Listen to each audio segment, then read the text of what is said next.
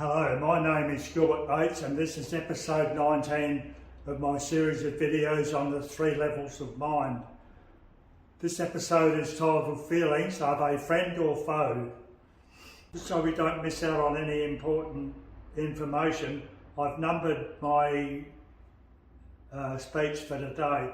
Number 1, feelings are the language of the sensations. So if we look at this diagram here, this is a sensation level of mine, and I spoke about that, described what that was like in my last episode, episode 18. This is a sensation level. The feelings are up here, and regard our feelings as being the language of the sensations. We sense our lives, we experience our lives, and then that experience comes to us through our feelings, what we feel, whether we feel bad, whether we feel good, whether we feel excited, whether we feel sad, or whether we need to be cautious. That's our feelings talking to us. But because we don't understand the 3 levels, generally we don't understand that situation. So that's what I'm going to try and say today, or try and explain today, that we have 3 levels of mind, and they work in units, where we have the first unit that took millions of years to evolve are our sensations. The next unit that came up is our feelings, or the next unit to evolve was our feelings, and our feelings respond to what's in our sensation level of mind. And then we develop the ability to think and to think about what we're feeling, or our cognitive level of mind, which only came about in the last few 100,000 years. So it's very, very, very new in terms of evolution. Our sensation and feeling level are fairly old in evolutions. So that's the most important thing to understand, that our feelings are the language of our sensations. And this is a very important point. We have our feelings, which people outside of us can't see, or people in our vicinity can't see what feeling we don't understand what feelings we are having. Most of us go around concealing what we're feeling anyway. But if we cry, well, that's our emotion. The crying is the emotion. Our anxiety and our shaking, that's the emotion. The underlying part of that is the feeling, and it's what we try and get to in primal therapy, is to go from here and get to the underlying feeling. We don't worry too much about emotions. They aren't important in terms of, well, they're important for a human life, I suppose, but they're not really important as far as understanding the 3 levels of human mind go. So that's the difference between feelings and emotions. They're not, in primal therapy terms, they are not interchangeable descriptions, which is we have in most books that talk about emotions and feelings, that they're not interchangeable. Our feelings mostly come from imprinting down here, and our imprinting comes from our parents, mostly from our parents, whether it's good printing or bad imprinting. For instance, my father was violent, he's drunken and violent, and my mother had too many other children, so she couldn't look after me. So most of my imprinting was bad. So I lived a life where I had to repress most of my feelings. I didn't realise it at the time, but I had to repress the feelings. So I still had some good feelings, but mostly bad ones. But people who suffer depression and anxiety are having bad feelings, so they need to repress them out of conscious awareness. Stop this language of the mind coming to conscious awareness, because it's too painful. So you've got to keep that. You've got to keep those bad feelings repressed. When feelings are mostly bad, we take drugs. That's what a lot of the drug problem is for. We're losing the art of parenting, so our children are suffering. They're not loved as they should be, and then they start suffering anxiety and depression, and that's bad feelings. Some people just are stricken by them all their lives basically, depression, anxiety and just bad feelings, try and take drugs, whether that's legal drugs or illicit drugs. Like there's millions of, not millions, but thousands of tons of drugs traded around the world. It's a big industry, but that industry only survives because the human brain is carrying so much primal pain. Life is really difficult to live. So we've got to take drugs to either stop the pain or to put us in a mind state like MDMA. It puts us in a mind state that connects us to this level without us feeling the pain. So that's good. The only thing is it doesn't last long. It's very short term. The other way we suppress bad feelings is through ideologies and belief systems. And if you meet people that have strong ideologies and strong belief systems, and they won't give them up even when presented with factual evidence, they still go with their ideologies and their belief systems because they've got to protect the pain that's in their lower part of their brain, and that's why they can be so defiant in their acting out. So they're just trying to keep those bad feelings down. For example, this is number 5, my alcohol history. I had a 35-year love affair with alcohol. My childhood wasn't all that good, but I don't remember it being all that bad. But at age 15, I had got some access to alcohol, and I got fairly drunk. But the thing I remember mostly was that I felt good. I felt, wow, this is fabulous. It's a fabulous feeling, something I've never felt. So that started my 35-year love affair with alcohol. Alcohol blocked out the pain that I was suffering from, and it made me feel good, made me feel dizzy for quite some time.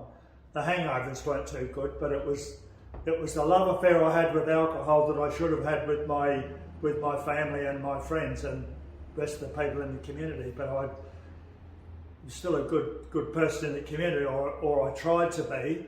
But the only way I could survive was to just drink alcohol to get that good feeling, just to numb everything, numb all this pain down. So it was good to get rid of that after I did primal therapy, got rid of the pain, and I don't have to drink alcohol anymore. In fact, I don't like drinking alcohol because it makes my brain fuzzy and I don't like that feeling. So number 6 is, this is one of the most important things in feelings. We need to feel for good human relationships. I had a 30-year marriage where we were just two people living together, and I was often wondering why we couldn't bond, or why we argued so much, and why it wasn't as good as it could have been. But it was like my good feelings were repressed, like my bad feelings were repressed, and with that goes the good feelings. You can't feel the good feelings either. So, and that's why the human species is in such a mess in this day and age, especially with wars and domestic violence. It just makes life miserable because we can't feel the good that's within us. And so we need to understand feelings. We need to understand what gives us the bad feelings. We need to understand what keeps us from having good relationships with our partners and our children. We need to understand that in the 3 levels of brain. It's the only way that we'll get to do it. This is the most important driver of a human activity, and the most important place in the brain to be imprinted properly, so that we have good feelings and so that we have good cognitive ability. We enjoy our lives because we can feel it. And that's the difference from primal therapy. I went from a place of not being able to feel my life to now feel my life in all its awesome, well, most of its awesomeness and beauty. I haven't got there yet 100%, I don't believe, but I'm pretty darn close. It's a lot better than where I was. And that's the reason that I can talk about this, that I've experienced that. It's not necessarily intellectual learning, it's experiential learning. And that's where get the understanding from the 3 levels of mind. The number 7 is also important in the fact that our morals and ethics were imprinted in us in the sensation level of mind millions of years ago, like helping other people out and that type of thing. So if we don't have access to those, we can sort of kill other people or bash other people because we're not feeling what we can do. We block out our feelings. We can hurt other people, have wars and domestic violence, as I said before.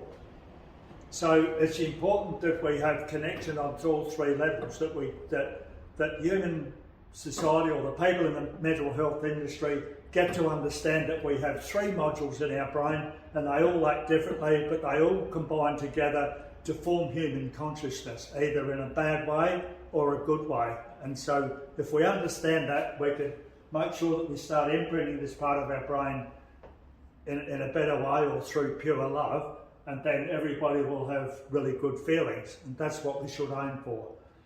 But we can't aim for that because we don't understand that. Just look at these books here, Healing Developmental Trauma. It's a totally intellectual book. They try to do the right things, but it's a totally ineffectual book because it's too intellectual. Here's another one. Dr. Norman's one. What's good for your kids? What's good for your kids is if you have a healthy brainstem and then you have feelings and you have feelings for your child. You could write a big thick book like that, but it's all intellectual, so it doesn't really help much. We've got to understand feelings. I can't write a book on feelings because it's an experience. Those intellectual books I just showed you come from this area of the brain. What I'm talking to you about and what we need to be decent and good and kind human beings is to have these 2 levels imprinted correctly. And so that's where my knowledge for this talk comes from. It's from experience. It doesn't come out of an intellectual book. It comes from actual experiencing the 3 levels of my brain. And so when I do primal, this is number 8. When I do primal therapy, I spent 2 years in America doing the therapy and then studying it, and I've been practicing it for 15 years. The first thing we do in the very first session as primal therapy is that we try to connect a person's intellectual mind to their feeling level. There's not much talking to do, just an explanation of what might happen. But the main thing in primal therapy is to connect people's intellectual minds to their feelings. And for people who write books like this, they're totally connected to their intellect, but not to their feeling mind. If they're connected to their feeling mind and that, well, they couldn't write a book like that because they would understand things from a better point of view. I realise that they're doing the best they can, but we need to change up. We need this new 3 levels up paradigm to understand what the human race is, why it's in so much trouble, and how we can get out of it. So it's like the 3 levels of mind is it's like going from a flat earth, like the intellectual industry go from the brain and they talk about emotions and sometimes feeling. That's a 2-level down thing, but that's like understanding the flat earth, putting everything into a flat earth scientific viewpoint. When you do the 3 levels of mind, it's the main force of your brain is here at the sensation. It talks to us through our feelings, and then we can react to that with our intellectual mind. So that's the 3 levels up. So it's like the 2 levels down, it's like the flat earth. The 3 levels up is like the round earth, and that's what we need to do. We need to turn it on its head, basically. 2 levels down to 3 levels up, and that's where the human race needs to go, and that's what I'm trying to get people to understand.